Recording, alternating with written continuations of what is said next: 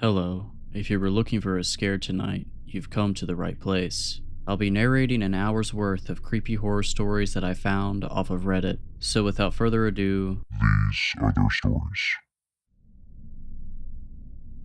Some time ago, I had decided to go on a little personal vacation out into the woods of northern Arizona. I was experiencing a sort malaise that was really messing with my creative flow, and I needed a chance to really knuckle down and just enjoy the natural world again. I had spent 6 days out in the wilderness, just enjoying the feeling of being in nature, but the night of day 7 was one I will never forget. Noise. Something was waking me up. Groggily, I rolled over and looked at my phone. It was ringing. I looked to the top of it and blinked. No signal. That made sense. I had come out here for the isolation, a chance to clear my head and make some music again. So why was my phone ringing? How was my phone ringing? I stared at the number as my phone rang incessantly. An unknown caller. I heaved a tired sigh, swiped to answer, and croaked blearily, "Hello."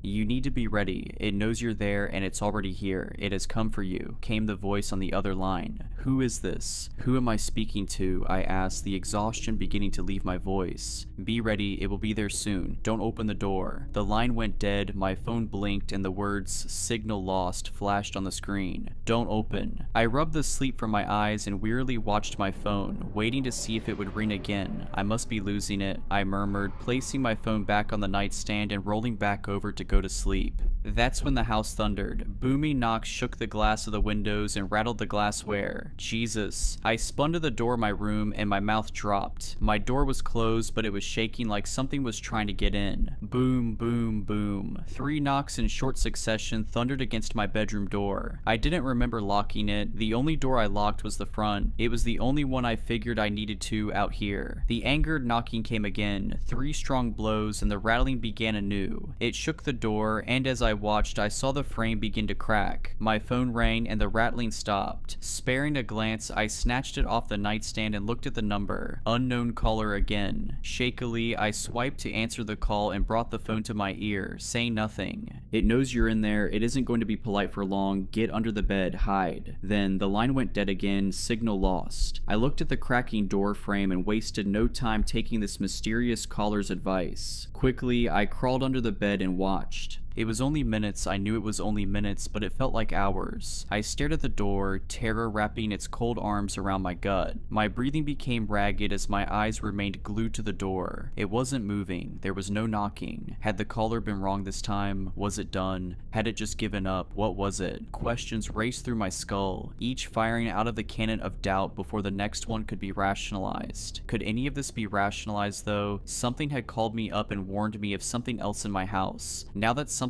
else was just outside my door. I couldn't explain it, but I had this feeling. Like whatever it was that was out there was waiting for me to make a move. Like we were in some kind of terrible chess game. So I watched. I waited beneath that bed for agonizing minutes. The sounds began shortly after that. Soft scratching noises, almost inaudible from my position. The one my signalist savior alleged would keep me safe. I never let my gaze drift from the door, and I'm glad I kept it there because watching what happened next defied logic. The door itself began to bulge inward. I could hear the wood splintering as the center continued to bubble toward me. Then it exploded. Debris and lethal wooden scrap fired throughout the bedroom. I wasn't spared when this happened. My hiding place provided shelter from the brunt of the door's destruction, but I was peppered with fragments of splintered wood that dug themselves into my skin. I wanted to cry out in pain, but the sight of what was beyond caught the scream in my throat. There, standing in the doorway, I saw a pair of feet. Massive legs that must have been at least 3 feet across themselves, but that wasn't the strangest thing. The skin was no tone I had ever seen on a human. It was this mossy green and brown, and the texture was so wooden, like a pair of tree trunks. Slowly, the thing in my doorway ambled its way into my room. I could hear its heavy, ragged breaths like some sort of hunting beast. It was at the foot of my bed. The scent of moss and pine clung heavily to it, but there was another scent I caught as it just stood there. Rot.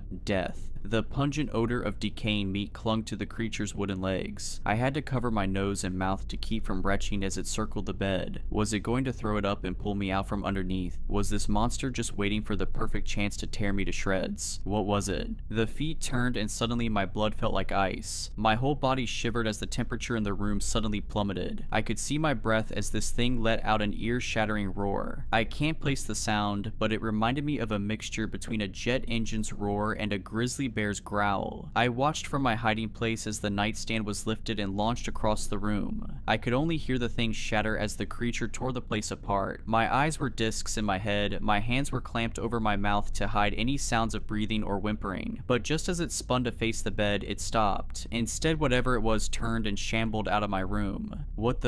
They were the only words I could choke out as the creature disappeared from my sight. Then the phone rang again. Terrified, I seized it, trying to silence the ringer. I swiped to answer the caller and immediately began to whisper into the phone. What was that? Who are you? How did you know it was coming? There's no time for any of that. It knows where you are. You need to run. Jump out the window and keep running until you lose sight of this place. Keep going until you reach the highway. Don't come back until morning. Are you kidding me? That thing is huge. I can't outrun it. You have to. It's the only way you win this. Then the call cut out. Signal lost. I steadied my breathing and psyched myself up, shooting out from under the bed as I heard that dreadful roar again. It was coming back. I didn't have time to think. No time to find shoes. I bolted toward the now shattered window and dove, slicing my arms and legs against the shards of glass. Adrenaline coursed through my veins, urging me to ignore everything else. I ran, bolted through the forest as fast as my legs would carry me. Twigs and rocks tore into my feet, but I kept going, even as my chest began to tighten and my lungs began to feel like there was a fire being set beneath them. I ran. I couldn't hear the monster behind me anymore. Maybe it stayed at my cabin, maybe it kept looking elsewhere. Every ounce of me just hoped I had gotten lucky, but the voice on the phone told me to keep running until I hit the highway, so I did. I ran through miles of backcountry woods, never stopping, pushing myself far beyond anything I thought I was capable of, just to get away from whatever the hell that thing was. I could see darkness starting to push its way into my vision. My legs were beginning to feel like they were made of stone. My body ached and every muscle screamed for me to stop, but I kept pushing. When I burst through the tree line onto the road, I stopped. Almost instantly, I began sobbing and I dropped to my knees. I gazed up at the moon as my phone began to ring again. I pulled it out of my pocket and looked at the number. Before I could do anything else, darkness overtook me. I woke the following day in a hospital bed. Apparently, someone had discovered my unconscious and bloodied body on the side of the road. The sheriffs had a million questions, none of which I had a good answer for. They thought my story sounded like something I made up, but when they went to the cabin, many of them were singing a different tune. It looks like you got lucky and escaped one of the biggest bears I've ever seen. One of them said, didn't find it, but the claw marks in the wood made it look like a dinosaur. Grizzlies are huge, son, but not even they leave marks like that. When I asked about the phone calls, they just shook their heads. There's no cell service that far out. You might have imagined that part and everything. It took me over a week to recover from my injuries. I was told I had lacerated a tendon in my right arm, and that it had never quite functioned the way it had before. That was the arm I used to play guitar, and to this day there are still certain notes my fingers just can't quite nail anymore. The day of my discharge, I was given the things that they had found me with, and given an escort back to the cabin. The debris was mostly cleaned up by the time I arrived to collect my things, but the damage to the building itself was visible, and the cops were right. Whatever the hell it was that came after me that night must have been massive to leave the marks it did so deep in the wood. I checked my phone as I crossed the threshold of the house to gather my things inside. No signal. Well, thanks whoever you were, I muttered, gathering what stuff was left after the attack. To this day, I don't know who called me or what it was that was in that cabin, but frankly, I don't think I want to know.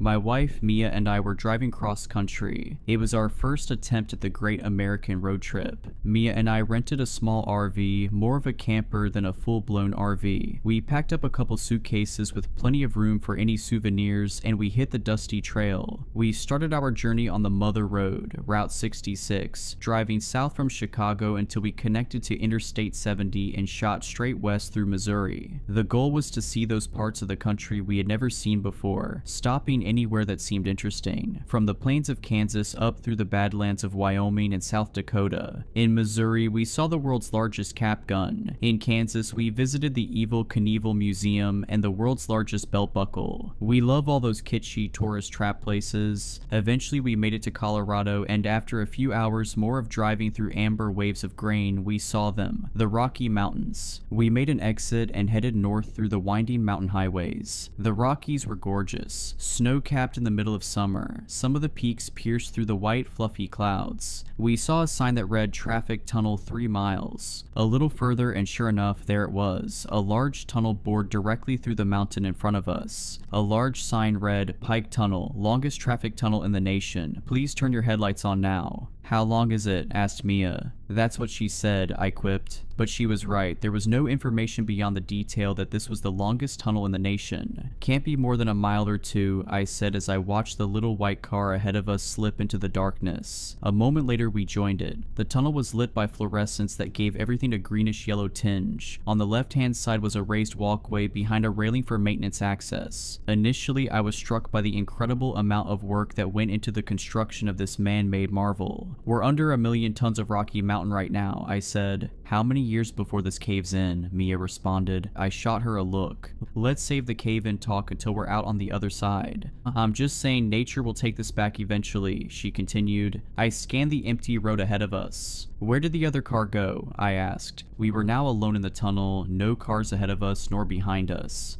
They must have sped off ahead. Maybe they're scared of a cave-in." My Spotify playlist had stopped playing. Mia looked at the phone. No cell service. She turned on the radio and spun the dial only to find static. "You're not going to be able to pick up a station in here," I said. She turned the volume down. "Just wanted to check. If only we had some CDs. This tunnel really keeps going." "I would have thought we'd be through it by now," I replied. I looked at the RV's odometer. 45,600 miles. I picked up speed. I wanted to try and catch up to the little white car. Up until this point, the tunnel was a straight shot, but now the tunnel started to curve to the right. It may have been my imagination, but it also felt as though we were descending. Mia felt it too, and she started to get antsy. "Where did that other car go? How long is this tunnel?" There was an urgency in her voice. I was getting nervous. Claustrophobia was not usually a problem for me, but when I looked down at the odometer and I saw that it had gone up by 3 miles, my mind began to wander to unsettling places. We were descending in altitude. I could feel it. I could see a slope in the lights on the ceiling and the railing of the maintenance walkway. I could feel a pressure in my head and I was getting cold. "Could you grab me a Coke from the back, Mia?" I couldn't have Mia getting anxious. That would only start a chain reaction and make me freak out, which would then make her freak out. She unbuckled and ducked into the back of the RV to where we had a cooler stocked with drinks and food. Just as she stepped into the back, I saw something. There, standing on the side of the road, was a man wearing a reflective safety vest and a hard hat. He was waving to me as I passed him by. Something about him looked strange. I watched him in the side view mirror as we passed, and he was still watching the RV, still waving at the back of our vehicle as he faded into the distance. Mia reappeared from the back of the RV, Coke in hand. She popped it and handed it to me. "You look worried." "I'm fine," I smiled and took a sip of the Coke. "Eric, slow down." I slammed on the brakes as I saw what made Mia scream. In the road in front of us was a roadblock. 2 reflective traffic sawhorses blocked both lanes of the tunnel. Beyond the roadblock, the lights of the tunnel were dark. There was nothing but a void of blackness. Standing in front of the roadblock was another man wearing a reflective vest and a hard hat. Only this time his hard hat had a light on top which obscured his face. We came to a jolting stop. I turned to Mia. "Are you okay?" I asked. "I'm fine," she replied. "It's a cave-in, isn't it?" God, I hope not. I rolled down the window, leaned out and yelled to the man in the hard hat. "Hey, what's going on?" The man was about 5 yards away. He took 2 steps towards us and then raised a hand to his mouth and yelled, "Just doing some maintenance." "How long is it gonna take?" I yelled back. The man made a hand gesture as if he didn't hear me. "How long is it gonna take?" I called again. He made the same gesture. I unbuckled my seatbelt and grabbed the door release. "What are you doing?" Mia asked. "I gotta know what's going on." "Eric, just stay here. It might not be safe." "I'll be just a second," I said. I pushed the door open and stepped down from the RV. "Stay in your vehicle," the man yelled. He took a couple steps towards me with his hand out, telling me to stop. "What's the holdup?" I shouted. The man was a bit closer now, but I still couldn't see his face through the shining light on his helmet. "Please stay in your vehicle," he shouted. There was something off about him. Then I heard it. A scream or something rolled from deep in the tunnel. The worker turned and looked into the darkness. Then he ran past the barricades, and soon all we could see of him was the light on his helmet. The light disappeared a moment later. "What the hell was that? Is someone hurt?" Mia asked. "I have no idea," I said. "Should we do something?" Mia asked. I just sat there and watched the pitch black tunnel in front of me. I had no idea what to tell her. I checked the side view mirrors. There was still nobody behind us. "Where are the other cars?" I asked. "They must have gotten through before the roadblock. Or maybe they caused the roadblock," Mia replied. "I saw another worker a little ways back. We could try to go back and talk to him. We'd be going straight into any oncoming cars. There's a maintenance walkway. We didn't pass him that long ago. We can probably catch him on foot.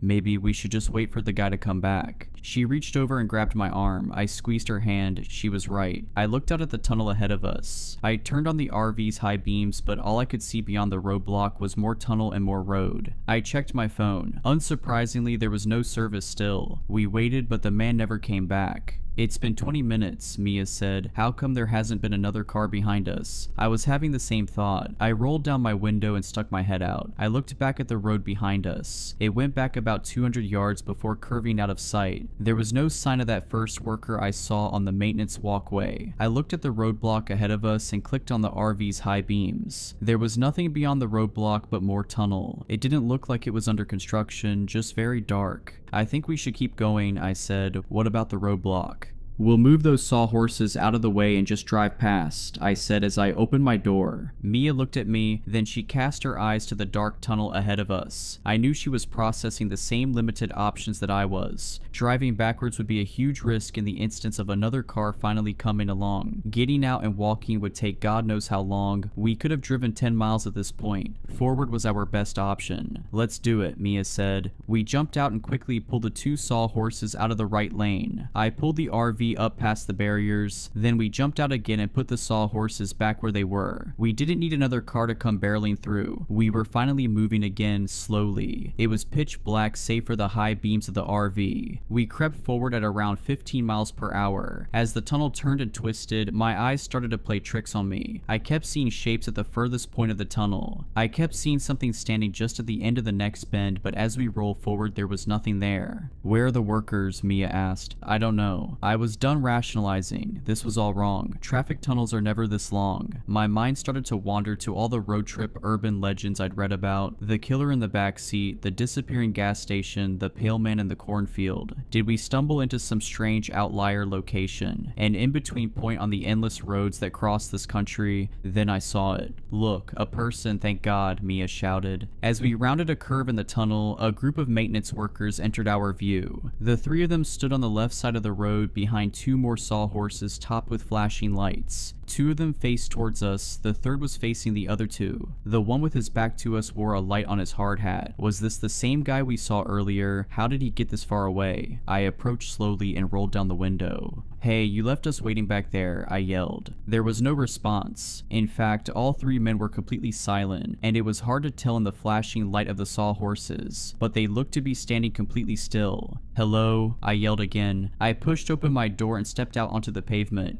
"Eric, wait." I held up a finger to Mia. "Just a second." I slowly stepped towards the three men. "Hello?" No response. What the? The bright lights of the sawhorses obscured their faces. I kept moving closer. "Hey, what's going on?" Then I saw it at their faces. They were plastic. In front of me stood three mannequins. I backed away toward the RV, then I turned and walked hurriedly to the vehicle. I was seriously freaked out, but I didn't want to alarm Mia. I climbed into the driver's seat and slammed the door shut. "They're mannequins," I said. "What?" "They're mannequins." "Why, what?"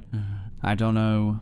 I looked back over at the three figures and my blood ran cold. The hard hat mannequin had somehow turned around to face us. All three figures appeared to be watching us now. Then we heard it. A loud resonant banging on the side and then the roof of the RV. "What the hell was that?" Mia whispered. We listened, holding our breath. Then dash. A shuffling sound, dash dash. Something was moving on or in the RV. "Stay here," I said. I got up. "Eric, wait." I moved to the back of the RV. It was dark. I went for a drawer in in the kitchenette space and pulled out a flashlight. I moved to the rear of the RV, the bedroom. My flashlight illuminated an empty room. Whoever is back here, I have a gun. A terrible bluff, but I didn't see anything. I shone the light out of the windows of each side of the RV. Nothing. Then I heard it. A shuffling sound from right above me. I looked up and screamed, "Crap." On the roof of the RV, staring through the skylight, was a woman with vacuous black eyes and a dead smile. Her stringy black hair dangled down towards me, casting thin black shadows across her horrible pale face. "Mia, drive fast," I screamed. Mia jumped over to the driver's seat, shifted into gear, and stomped on the gas. The RV was clunky, but it could move when it needed to. We lurched forward and I fell back. I trained my flashlight up onto the skylight again and the woman was gone. I scrambled to my feet and looked out of the side windows. Did Mia shake her off? There was no sign of the woman. I moved to the passenger seat, breathing heavily and sweating. "What happened?" she asked, keeping the RV at a steady 50 miles per hour. "There was a woman on the roof," I said flatly. I realized now that I was in a kind of shock. "A woman?"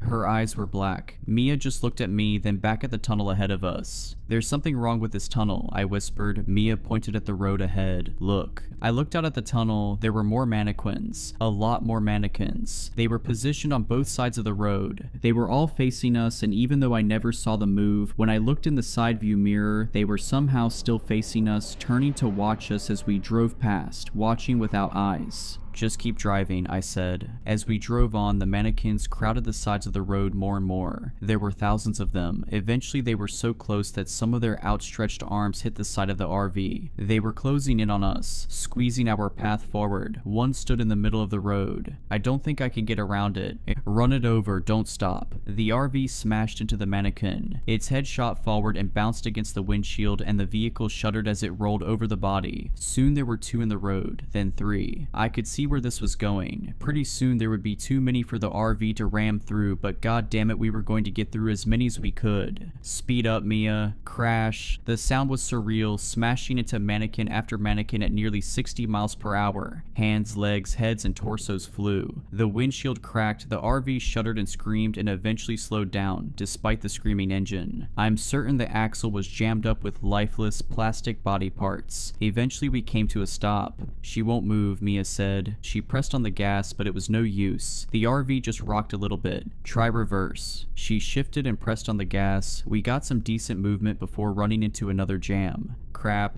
Should we get out and look?" Mia asked. "I'll go," I said as I grabbed the flashlight and popped the passenger door. Mia unbuckled her seatbelt. "We'll go together." We stumbled out of the RV on the passenger side. It was like stepping into hell. Countless lifeless faces stared out at us from the darkness. The only light came from the headlights of the RV and my flashlight. We clumsily made our way along the side of the RV. The ground was littered with mannequin pieces. I thought to myself, if we could get a couple yards cleared out behind the rear tires, we might be able to back out and get enough momentum to reverse all the way back out of here. Instead, when we got to the back of the RV, my stomach flipped and my heart sank. I was expecting to see a trail of flattened mannequins. Instead, the RV was now surrounded by thousands of perfectly intact mannequins standing at attention, as if their ranks had somehow been replenished after our vehicular assault. "This is impossible." She started to cry. I held her close. "We'll keep moving," I said. "It will never end. The tunnel makes no sense. It only curves one direction." I looked at her. "What do you mean?" "This whole time the tunnel has only been curving to the right. It would sometimes straighten out or go left for a few yards, but before too long we were curving to the right again. We've either been driving in circles or spiraling downwards. So we'll go back the way we came and hope we're not going in circles," I said. We had been driving for hours at this point. Walking back out the way we came would take days. But now that I thought about it, Mia was right. We'd only been curving to the right. This tunnel seemed to be very gradually taking us downwards into the earth. Going forward would not get us any closer to escape.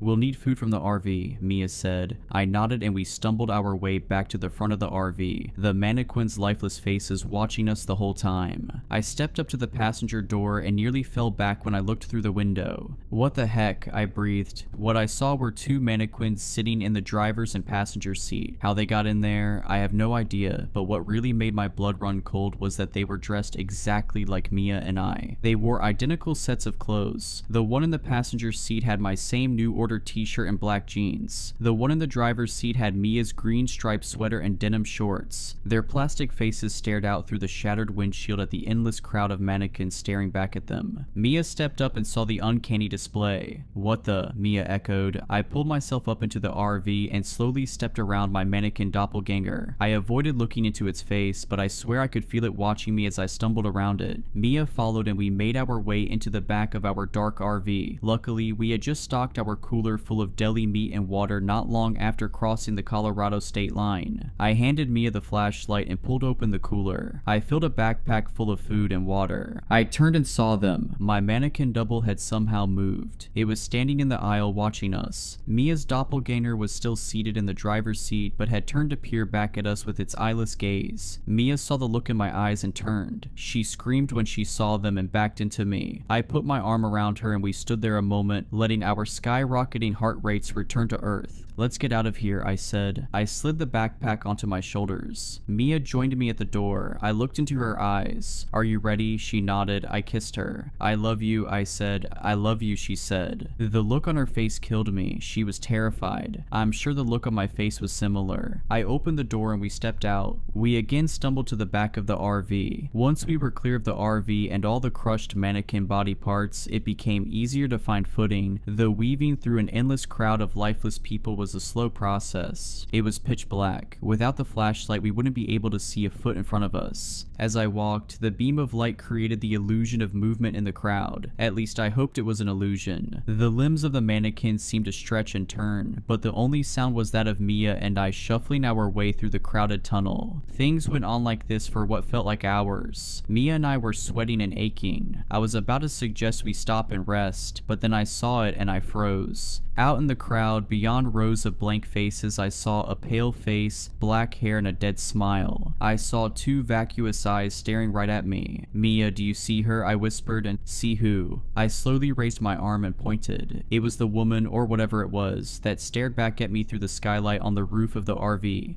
"Oh my God," Mia squeaked. I could see now that the pale-faced woman was tall, a few inches taller than the mannequins. As I pointed, she stared back at me with that terrible grin. "What do we do?" Mia whispered. I raised the flashlight and pointed it right at the pale-faced woman. I thought maybe this would scare her off. I was wrong. The light only made her appear more unsettling as she stared back unflinchingly. "What do you want?" I yelled. She only stared back at me. She was as still as the mannequins. "We have to keep going," I whispered. Mia didn't respond. Her body was tense as she held onto me. "We've come this far. We can't turn back again," I continued. I pulled Mia's hand and we continued on our way through the mannequins, keeping the distance between us and her as wide as possible. As we moved past, she kept watching us. Though her movements were imperceptible to us, her eyes never left us, like one of those portraits whose eyes appear to watch you no matter where you stand. Finally, we got far enough that she was out of sight, but the thought of her being somewhere behind us only unsettled me further, and I quickened our pace. As the hours wore on, there was no sign of the pale-faced woman, and the crowd of mannequins began to thin out. They still populated the tunnel from one end to the other, but there was more space between them, allowing Mia and I to walk more freely. The mannequins on the maintenance walkway on the side of the tunnel seemed to thin out as well, and I decided it would give us a better vantage if we were walking up there. I helped Mia climb up the railing that bordered the walkway, then I climbed up behind her. The walkway was elevated 3 or 4 feet above the roadway. We could easily see over the heads of the mannequins in both directions. There was, of course, no end to the tunnel in sight. We kept walking. The mannequins continued to thin out, but they were different now. They were mannequins dressed as maintenance workers again, but also mannequins dressed as families and businessmen. There was even a group of mannequin nuns standing in a single file line, heads bowed in prayer. Needless to say, we passed none of this on the way into the tunnel. I was feeling very hopeless that we were going to be able to find our way out. I was far beyond speculating how this was at all possible. It's not possible. And even if it were, there is no good reason for someone to do this to us. The only explanation was the supernatural. Then I saw her. Rather, I saw them. Arranged in the middle of the tunnel was a circle of mannequins with long black hair and tattered cloth.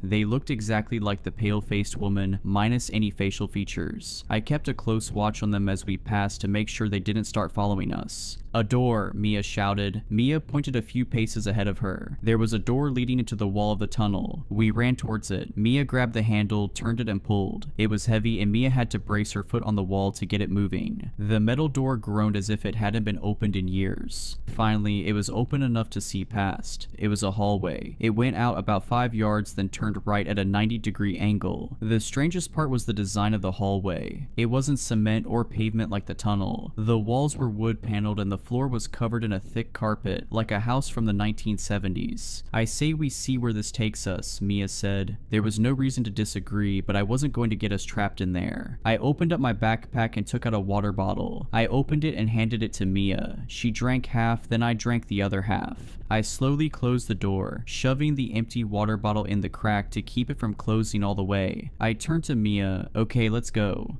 We slowly made our way down the quiet hallway. We got down to where the hallway cornered to the right, and that's when we heard it. Ka-chunk. I whipped around. The door had closed behind us. I ran back to it and tried to push it open, but it was no use. There was no way it closed on its own. Someone had to have removed the water bottle. Our path had been chosen for us. There was no turning back. We continued down the hallway. We turned right. The hallway continued, then turned right again. That should have led us right back to the tunnel, but it didn't. This part of the hallway went on far longer than was possible without running into the tunnel. Then it turned right again. It went on like this. Sometimes a section of the hallway was 20 feet long, sometimes it was 20 yards long, sometimes it was 3 feet long, but it always turned to the right. At first it was a relief to be somewhere other than the cold, dark tunnel, but the hallway very quickly became claustrophobic, and before too long, I heard someone walking behind us. We had stopped to take a break and I heard a third pair of footsteps on the carpet coming from behind us. I backtracked to the last corner. I was terrified as I slowly peeked around the corner, tense and waiting to see the vacuous eyes and inky black hair of the pale-faced woman. But there was nothing there. I wasn't about to backtrack any further. There was no one there, I whispered. Mia slumped against the wall and slid down to the carpet. I think I need to rest, she said. I put my backpack down on the ground for Mia to use as a pillow. She laid her head down and was passed out in seconds. I had no idea how long we had been walking at this point. I stood leaning against the wall. My body was telling me to rest, but I couldn't risk falling asleep. I had to keep watch. I knew she was following us. I took in the details of the hallway for the first time. The carpet was a dull brown and the walls a cheap wood paneling. The hanging lighting fixtures were shaded by stained glass, something you might see in an old diner. Who built this place? Did someone pick out the carpet and the lighting fixtures? Did a team of workers blast these tunnels into the earth? Or has this place always existed? Was this purgatory? I began to feel dizzy. I was panicking. My heart felt like it was trying to escape my chest. I slumped to the floor and tried to slow my breathing. I closed my eyes.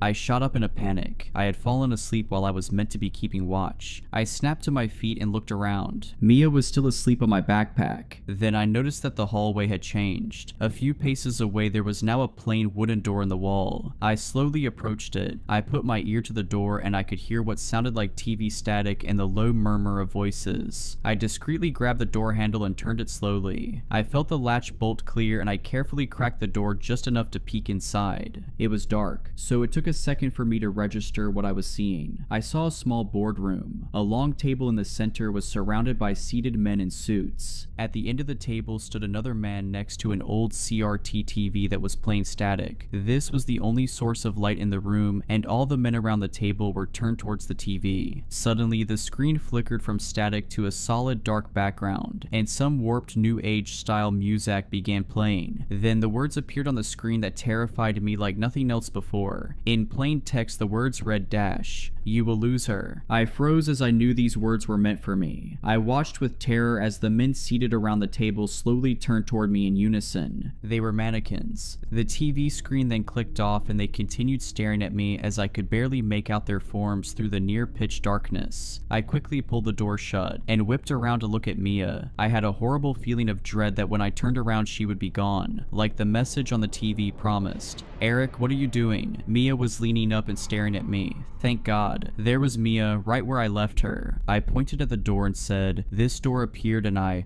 "What door?" she interrupted. I turned and sure enough, the door was now gone. I explained what happened to her, but I left out the message that appeared on the screen. "You will lose her." Those words still burned in my brain. I tried to force them out. We drank water, ate granola, and then got moving again. Hallways, endless hallways. After a couple hours of walking, we started to hear music. There were small speakers in the corners of the ceiling. I recognized it as the same new age music that played on the TV in the boardroom. The melody drilled into our minds. Combined with the dull aesthetics of the quiet hallways and the endless right turns, the music had a hypnotizing effect. The lengths of the halls became more uniform. That is to say, the straight section of hallway was about 7 paces, then a right turn, then 7 paces and a right turn. "I think we're walking in circles or a square," Mia said. I looked at her and took out a bottle of water. I peeled off the plastic label and dropped it on the floor. Then we kept walking. 7 paces right turn, 7 paces right turn, 7 paces right turn. And there it was. Mia was right. The label for my water bottle lay in the middle of the hallway. Somehow we had been led into a loop. I lost it. I kicked the wall repeatedly and screamed. Mia just leaned her back against the wall. This was our dynamic. If one of us lost it, the other became zen and thought of a solution. More often than not, I was the one to lose it. I finally stopped freaking out. "There has to be a way out, a door," Mia said. "We would have seen it," I replied. "A hidden door," she said. She turned around and ran her hands along the cracks of the wood paneling. "Most likely on the outer wall," she said. She beat her fist on the wall, listening for a change in the sound. I exhaled heavily, sweating and tired, and I started searching the wall as well. We checked the whole first wall, nothing. We checked the second wall, nothing. The third, nothing. The final wall, nothing. I gave up and slumped on the floor. Mia immediately went over to the other side of the hall and started checking the inner wall. "What are you doing? I thought you said it would be on the outer wall," I asked. Then we heard it. Mia beat the wall, and instead of the dead thud, we heard a resonate boom. A door. I shot up and started tapping the wall with Mia until we found where the door ended. It was the width of about 4 wooden panels. I lined myself up in the center, lowered my shoulder, and pushed. It moved. It barely moved, but it was enough to confirm this actually was a door. I recentered and tried again, lowering my center of gravity. I pushed as hard as I could. The door pushed inward about 3 inches, then Mia joined in. We slowly moved the door, 5 inches, then 10, then 15, then 20. Then Mia slipped inside. I had a moment of panic as she disappeared into the darkness, and those haunting words came back into my mind, "You will lose her." I darted past the doorway, falling through the threshold and hitting the concrete floor. I looked up and there was Mia, thank God. I promised myself I'd never let her out of my sight again. "The exit," Mia said. She looked and sounded as if she were 1,000 miles away. I got to my feet and followed her gaze. What I saw nearly brought me to tears. We were back in the tunnel, but there was light. About a mile down was the mouth of the tunnel, and daylight pouring in. Beautiful daylight. I grabbed Mia tight and kissed her. "Thank God," she cried. We started moving. Nothing was going to slow us down this time. We sped up into a run down the maintenance walkway towards that beautiful sunlight. As we approached, something else came into view. Parked in the middle of the roadway was a large vehicle.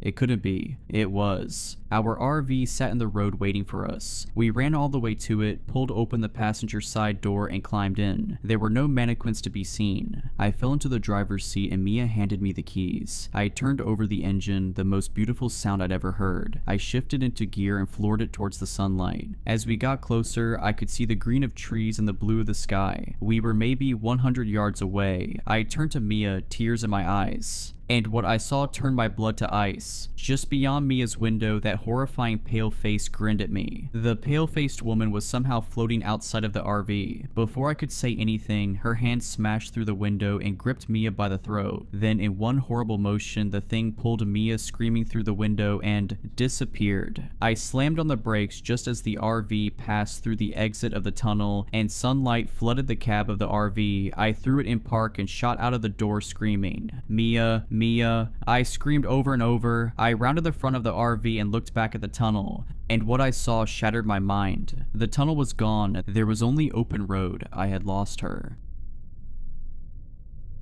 A few weeks ago, I rented a cabin near Pickens County, Colorado for a weekend getaway with my wife and daughter. For their privacy, I'll refer to my wife as Elena, and my daughter, who's between 4 and 8 years old, as Sophia. It was dusk by the time we arrived at the cabin, far later than Elena and I had planned. The afternoon's anticipation gone, the promise of a relaxing vacation already sullied, and my back sore from changing the tire which had been eviscerated by the forest road. The mood was thoroughly ruined. Maybe that should have been an indication as to how the rest of the trip would go. The cabin itself was beautiful and rustic. Nestled among the towering pines, the two-story building blended into the surrounding woodlands with its dark-stained wooden siding and stone chimney. Large windows glistened with the last light of day, and the wrap-around porch boasted a hanging patio swing. Much to Sophia's delight, she ran straight for it and started swinging as Elena and I carried the bags inside. When I unlocked the door and turned on the lights, I found myself surprised by the decor. In stark contrast to the classy, almost minimalist exterior of the cabin, the interior was remarkably cluttered. It was like every square surface, countertops, bookshelves, tables, etc., was covered in little trinkets, tchotchkes as my mother would have called them. There were coasters, candles, vintage oil lamps and compasses, and a bunch of wooden animal carvings, each about a foot tall. The interior wasn't dirty by any means, just more crowded than expected. I found it charming in a weird way, though Elena was less fond. I remember her taking a long look at the place and saying, "Interesting," which is her code for, "I don't like what I'm seeing, but I also don't want to make a big deal about it."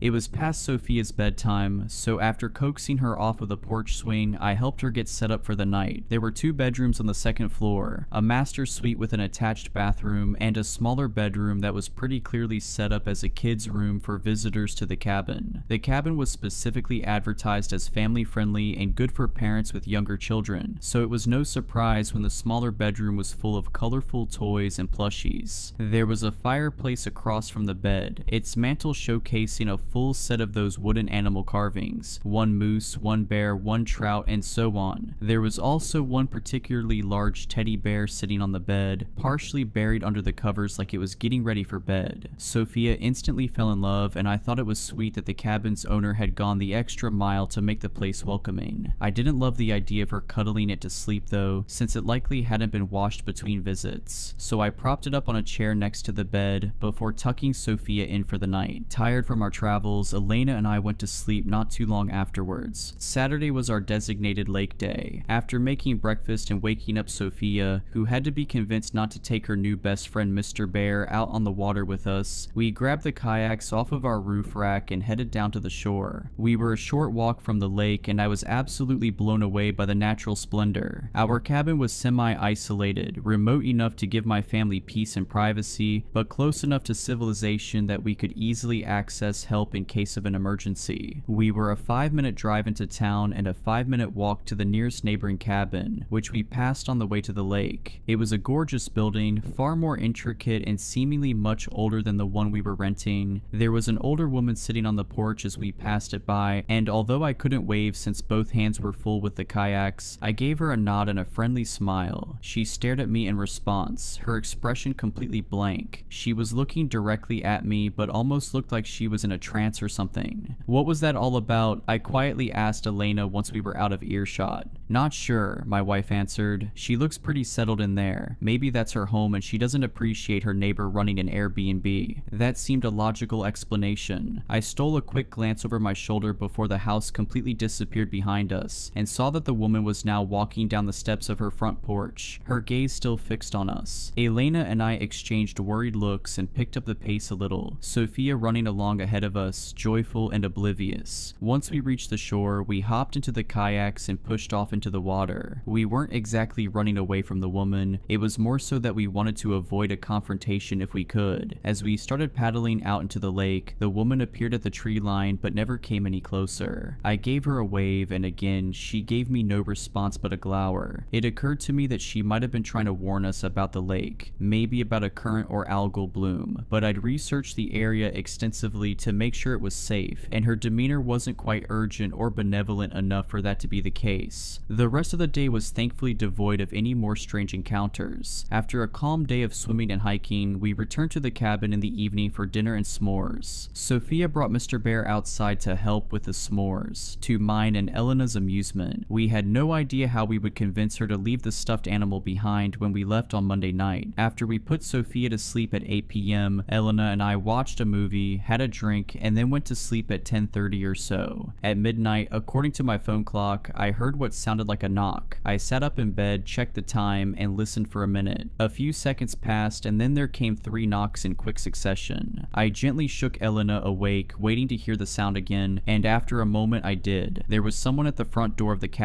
in the middle of the night. Concerned, I got out of bed and tried to look out the bedroom window. I could only see a sliver of the front porch, and though I couldn't see an actual person, I could see the shadow of one thanks to the porch lights. Needless to say, I wasn't thrilled to have a stranger pay our isolated cabin a midnight visit. I told Elena to stay upstairs and made my way to the first floor, stopping by the living room to pull back the curtains ever so slightly and peer through the window. Still, given the shape of the house and the placement of the windows, it was impossible to see anything but a shadow. The person must have been standing an inch away from the front door. I scanned the front yard and the distant tree line, but didn't see anyone else, so a decoy ambush situation seemed unlikely, but I still grabbed my handgun just in case. Just my luck, the old front door of the house didn't have a peephole, so I got up close to the door and tried talking to the person on the other end. "Can I help you?" I said. Instead of answering, the person knocked again, this time more urgently. No way in hell was I opening that door now. "Look, friend, if you need help you better speak up, otherwise I'm gonna have to ask you to get off my porch before I call the police." The knocking stopped, and after a moment, there was a woman's voice on the other side of the door. Her tone was nervous and her voice was soft. She said a single sentence: "He's watching your daughter through the bear." Of all the things I expected to hear from our unwelcome visitor, that was not one of them. I readied my gun and cracked the door open. When I looked out into the night, I saw the elderly woman from earlier quickly shambling away from my door. Her back was turned towards me, and she looked like she was trying to get away from my porch as quickly as she could. I called after her, asking her what she was talking about, but she didn't look back. She just kept going until the night swallowed her up completely. I was pretty disturbed at this point, so I shut and locked the door and made my way back upstairs. Elena was waiting for me at the top of the stairs, and I quietly explained to her what was going on. Horrified, she went into Sophia's room and gently took the teddy bear out of our sleeping daughter's arms. We went downstairs and laid the bear out on the kitchen counter. I grabbed a pair of kitchen shears and dissected the thing, making an incision in its fluffy body and pulling out its cotton innards. It wasn't that I believed the old woman, just that as a parent, anything related to my kid's safety, even something that sounds outlandish, is something I take seriously. Even though the woman was likely suffering from some kind of cognitive impairment, I still wanted to investigate. I pulled all the stuffing out of Mr. Bear and found nothing, though Elena pointed out that the bear had 2 very large glass eyes which could potentially be concealing a small camera. I was unable to find a hammer, but I did find a wrench under the kitchen sink. I wrapped the eyes in a kitchen towel and smashed them to bits, but when I sorted through the fragments, I didn't see anything that looked like a recording device. I was relieved, but I was also equal parts creeped out and angry. Maybe, like Elena had mentioned earlier, she was annoyed with the constant visitors to her neighboring cabin and was trying to scare us off. She might also have had some mental health issues or hallucinations. In either case though, how did she know about the teddy bear? Maybe she had visited the house before, or maybe it was just a lucky guess. Before returning to bed, I took a turn around both floors of the cabin, looking and failing to find anything out of the ordinary. Elena was also pretty freaked out, and she got up several times in the night to visit Sophia's room down the hall and make sure all was well. Needless to say, neither of us got much sleep that night. Sunday morning was all doom and gloom, which ended up being a perfect reflection of my daughter's attitude when she woke up and realized Mr. Bear was gone. Obviously, we didn't tell her what had happened, but Elena and I did our best to distract her with flapjacks and promises of a fun day of adventuring. Unfortunately, the hike we had planned was foiled by a downpour that, of course, the forecast hadn't predicted, and so we decided to salvage the day by exploring the small town nearby. It wouldn't be the escape into nature we'd hoped for, but there were several family-owned restaurants and shops in the area, as well as a small library. The morning was alright. I enjoyed exploring the little town with my family, although there wasn't much to do. We had an early lunch at around 11 or so, but when we sat down, my wife started rifling through her backpack with a look of dismay. When I asked asked her what was wrong, she said that she didn't see Sophia's EpiPen, which we always like to have at the ready when we eat out. I realized immediately that I'd forgotten to put it back in Elena's backpack yesterday when I was reorganizing our stuff. I felt like such an idiot, and Elena, already grouchy from a sleepless night, really chewed me out for it. To make amends, I told her to wait with Sophia at the restaurant while I hurried back to the cabin for the EpiPen. She was displeased, but it felt like a better option than all of us braving the rain to return to the cabin. The drive back was an absolute nightmare. Sure, it was a short commute, but the dirt roads leading up to the cabin had turned to sludge in the heavy rain. I was in a foul mood when I entered the cabin. I shut the front door with a slam and made my way to the stairs. The house was dark thanks to the storm outside, dark enough that I almost missed the muddy shoe prints leading up the hardwood steps. When I saw them and realized what they were, I stopped in my tracks. I didn't have to wonder what they meant. Someone had been in the cabin since my family left, and judging by the fact that there was only one set of prints, they likely were still in the house with me at that very moment. I stood on the half landing looking up at the second half of the staircase. The upper floor was eerily dark, so much so that someone could have been standing right at the edge of the staircase and I wouldn't have been able to see them. I carefully walked backwards down the stairs, keeping my eyes peeled in case any shape suddenly emerged from the darkness. And once I made it down the stairs, I turned around and ran outside. I sat in my car and called the police to report a break-in. After calling Elena to explain the situation, I sat in my car and watched the house until the police arrived, which took almost an unreasonable amount of time. I never saw any movement from inside the house, nor did I see anyone leave, though I didn't have a great visual on the back door. It's possible that the intruder could have slipped through the back and run straight for the woods, in which case the cabin would have obscured them. The police were shockingly curt and dismissive about the whole thing. One of the officers who arrived on scene asked me for proof of a break-in, as if I would have had time to snap a picture of the intruder in my house or something. They did a sweep of the cabin and found no one inside, but even so, I didn't want my wife and daughter to set foot in that building again. I texted Elena, telling her I was going to pack up our stuff and that we should leave a night early, and she agreed. The cops stayed with me as I packed to give me some peace of mind, which I appreciated. Aside from the shoe prints, there weren't any obvious signs of a break-in, and strangely, nothing of value had been stolen, even though I'd left my laptop laying out in plain sight. Thankfully, we'd packed light, so it didn't take me long to grab all of our stuff from the master bedroom and the bathrooms. My last stop was Sophia's room, where I was quickly able to locate and pack all of her things. Nothing of Sophia's had been stolen or tampered with, but there was something missing from the fireplace mantle. Right in the center there was a circular impression in the fine layer of dust, indicating that a certain figurine had recently been separated from its wooden brethren. Someone had taken the bear.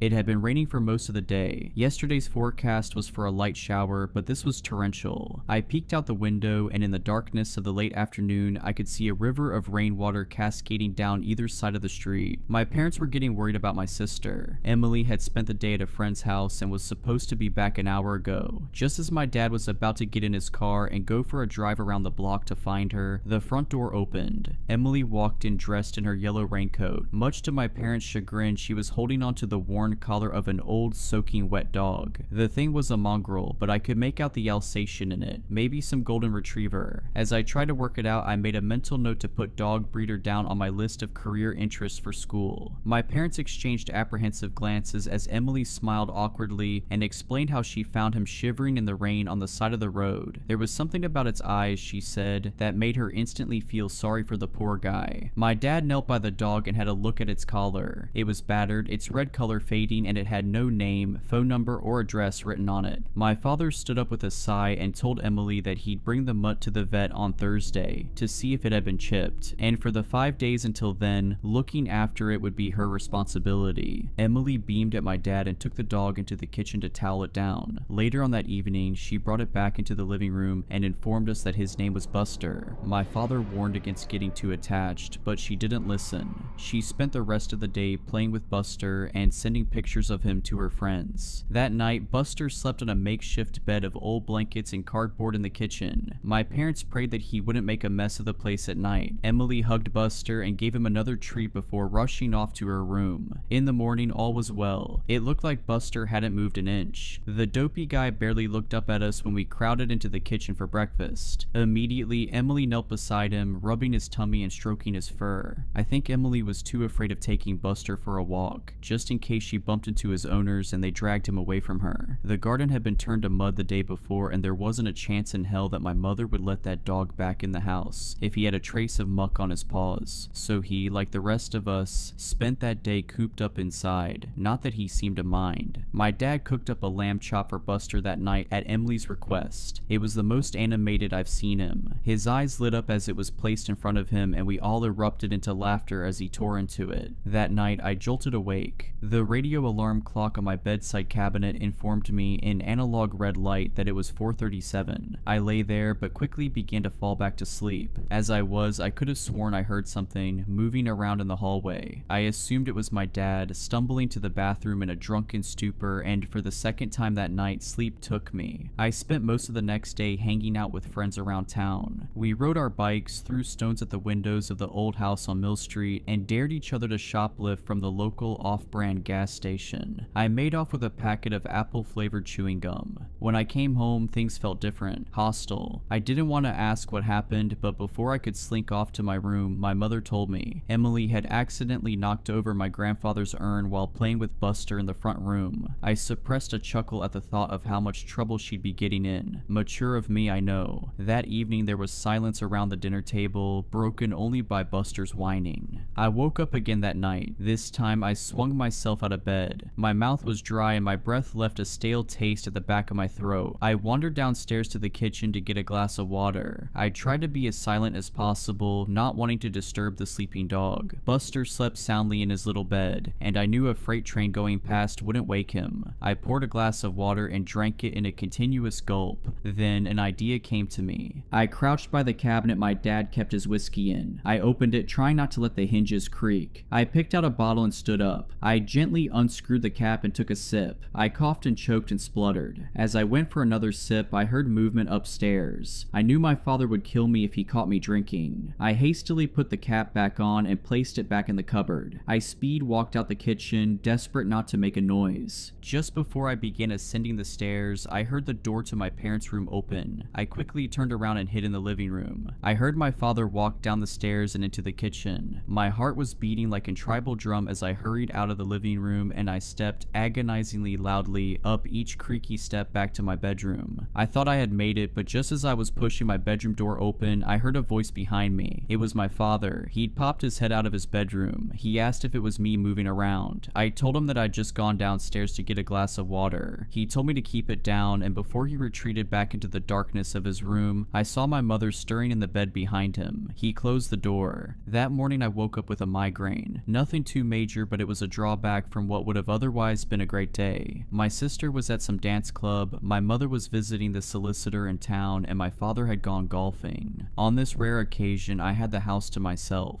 Well, me and the dog. I found a strongly worded note on the kitchen table when I woke up. It was left by Emily, telling me how I should feed and entertain Buster while she was gone. I crumpled it up and attempted to throw it into the bin from across the room, missing horribly. I made myself the unhealthiest breakfast I could think of. I took it into the living room to eat while I settled down to watch a film, Dan O'Bannon's Return of the Living Dead. That's how I spent the morning. Later on, I took my empty plate into the kitchen. I figured if my mother saw that I cleaned the dishes, she wouldn't be as critical when she found the crumbs. I walked past Buster, who was slumped in his usual stop in the corner of the room on a bed of now dirty sheets. In a joking manner, I asked him how his day was while I washed up. Obviously, I got no reply. I remembered my sister's note and set a half-dried glass down while I fetched Buster some treats. I didn't know where Emily kept them, so I grabbed a slice of overly processed ham from the fridge. I crouched beside him and dangled it in front of his snout, teasing him. There was no response, no slow opening of the eyelids, no methodic wag of the tail. There were no signs of life at all. I gasped and put my hand on his stomach, trying to feel it rise with his breath or a heartbeat, anything. To my horror, his abdomen began to compress when I did, like a limp, deflating balloon. He felt hollow, empty. I scrambled to my feet and stumbled backwards. As I put my hand on the counter, I knocked over a glass. It shattered on the kitchen floor, but Buster didn't so much as flinch. I panicked and ran up to my room. I took my phone from my bedside cabinet and hastily rang my mother. It rang for a brief moment before she picked up. I managed to stutter out that there was something wrong with the dog, that it was an emergency. She assured me that she had just picked up Emily and would be home in 10 minutes, and with that she hung up. I set my phone down and paced around the room.